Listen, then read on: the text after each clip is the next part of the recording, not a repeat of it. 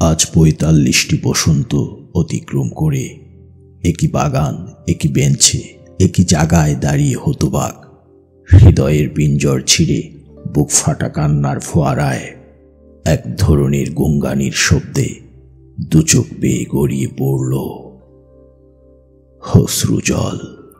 মনে পড়ে যায় তোমার নীলাদ্রি শাড়িতে হৈমন্তিক ফুলের সম্ভাষণে আপ্লুত আবেগের মুহূর্তগুলো, তোমার আগমনী প্রচ্ছদের রঙিন বালাগুলো কতই না নান্দনিক মনে হলো। সম্ভাষণে অদ্ভুত বাচনিকতায় মূর্ছা গেলাম বটে।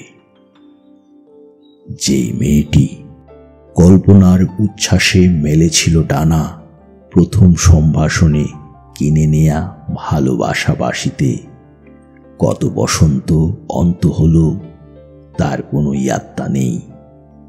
কোনো এক বসন্তে ১৭ পা লাল টুকটুকে শাড়ি আর সবুজ রঙের ওড়নায় আবার নতুন করে প্রেমে পড়লাম বোধহয়।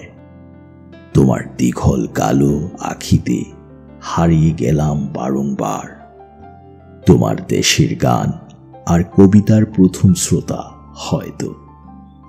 আমার গল্পগুলো তুমি শুনতে, ইচ্ছে ডাঙায় দুজন প্রজাপতির মতো উড়তাম, দোলনায় চড়া উচ্ছ্বাসে ভাসতাম। কত স্বপ্ন বুনেছিলাম দুজন। হঠাৎ পেছন ফিরে কেউ একজন ডাকতেই স্বস্তি ফিরে পেলাম।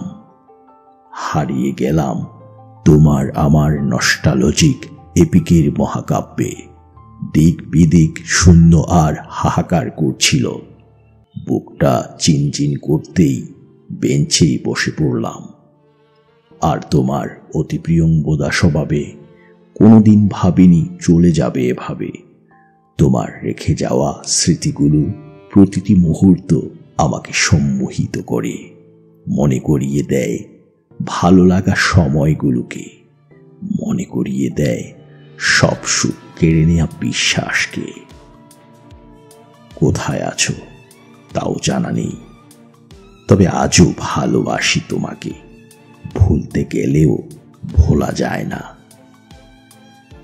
কিভাবে কাটিয়ে দিলে এতগুলো বসন্ত? আমি আজও প্রতীক্ষায় থাকি। বসন্ত এলেই হাতড়ে বেড়াই নতুন করে আবার তোমার প্রথম ছোঁয়ার সেদিনের বিকেলকে ঘিরে।